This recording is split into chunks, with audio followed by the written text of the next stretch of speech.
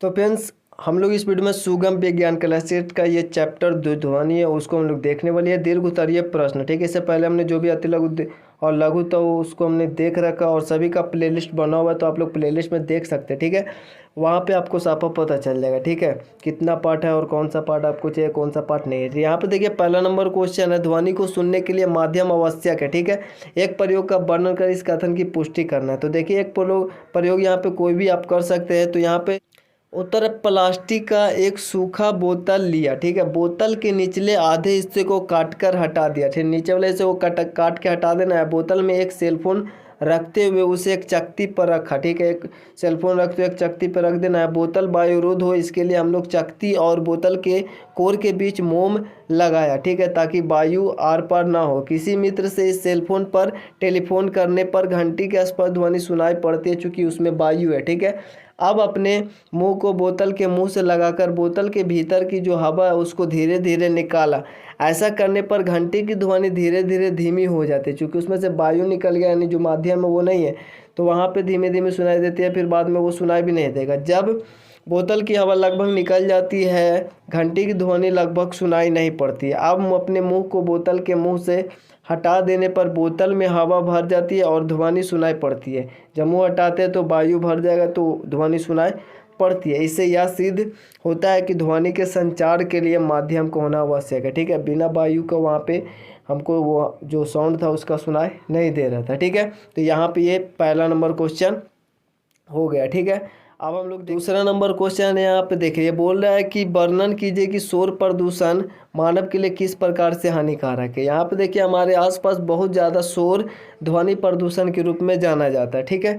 बहुत ज़्यादा जो शोर है वो ध्वनि प्रदूषण के रूप में जाना जाता है। यह मानव के लिए चिड़चिड़ापन, एकाग्रता में कमी, उच्च रक्तचाप, सिर दर्द, तनाव, नींद की गड़बड़ी का कारण बन सकता है। यह हमारी सुनने की शक्ति को भी नुकसान पहुंचा सकता है। इस प्रकार शोर प्रदूषण मानव के लिए हानिकारक है। इसको आप चाहे तो पॉइंट बाय भी लिख सकते हैं। यहाँ पे बोल रहा है कि मानव के लिए किस प्रकार से हानिकारक है, तो शोर प्रदूषण मानव के लिए निम्न प्रकार से हानिकारक है, और नीचे 3 पॉइंट जो बुक में आपका दिया हुआ वो लिख सकते हैं, ठीक है। तो पॉइंट बाय पॉइंट भी मतलब आप आंसर दे सकते हैं। यहाँ पे बोल रहा है कि मानव वाक्य यंत्र का चित्र बनाया था, तो इसके कार्य की व्याख्या करना है। तो चलिए यहाँ पे देख लेते हैं। सबसे पहले वाक्य यंत्र का चित्र किस प्रकार से बनाना है, ठीक है।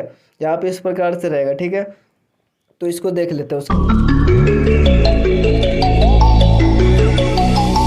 I'm sorry that I didn't hit you back when you call my line. Or did you even need to talk? Or you wasting time declining all your FaceTime calls? Cause you're not my vibe, but God just let me go to sleep. Someone get high with me.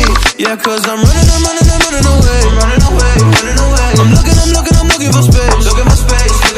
I'm healing from all of the pain. I'm running away. Cause I feel lost right now, and it's hard to breathe. And I've lost myself. What happened to me?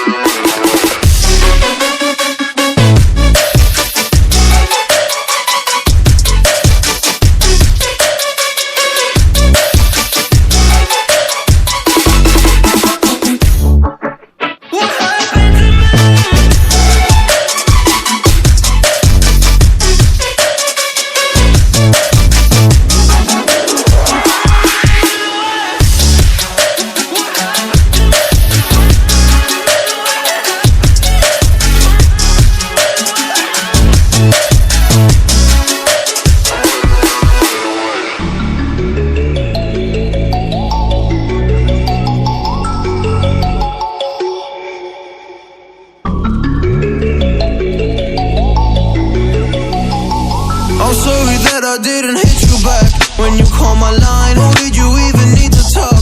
Or you wasting time declining all your FaceTime calls? Cause you're not my vibe, but God just let me go to sleep. Someone get high with me. Yeah, cause I'm running away. I'm looking for space. Look at my space. I'm healing from all of the pain. I'm running away. Cause I feel lost right now, and it's hard to breathe. And I've lost myself. What happened to me?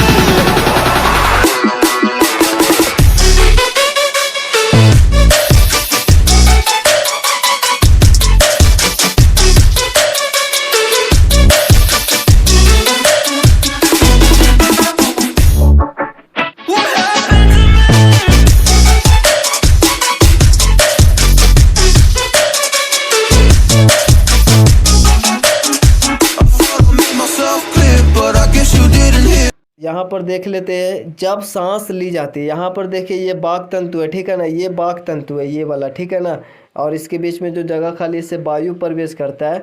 तो जब सांस ली हुई हवा बाक तंतुओं से गुजरती है तो वे ध्वनि उत्पन्न करने के लिए कंपन करते हैं। बिना कंपन के ध्वनि उत्पन्न होता नहीं है, तो कंपन करते हैं। बाक तंतु मतलब उसमें कंपन होता है जिससे ध्वनि उत्पन्न होता है, ठीक है। बाक तंतु कंपन पर ढीले, मोटे या फिर तंग यानी कि पतले हो सकते हैं, ठीक है। जब कंपन होगा तो वो ढीला भी हो सकता है, मोटा भी हो सकता है और पतला भी हो सकता है। और जब ये मोटा होगा तो अलग ध्वनि निकलेगा, पतला होगा तो अलग, ढीला होगा तो अलग, ठीक है। तो इस प्रकार विभिन्न प्रकार की आवाज़ें पैदा करते हैं। तो यहाँ पे हमारा ये जो दीर्घ उत्तरीय प्रश्न है ये खत्म हो जाता है, ठीक है। वीडियो अगर आपको अच्छा लगे तो लाइक कमेंट से जरूर से कर दीजिएगा। चलो को सब्सक्राइब करके बेल आइकन को प्रेस कर दे।